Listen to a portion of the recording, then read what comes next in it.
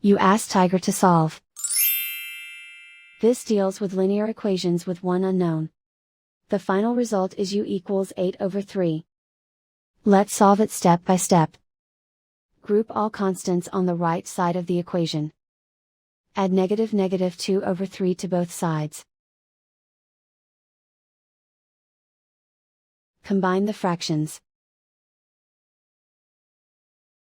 Combine the numerators. Reduce the zero numerator. Simplify the arithmetic. Convert the integer into a fraction. Combine the fractions. Combine the numerators. And so the final result is u equals 8/3.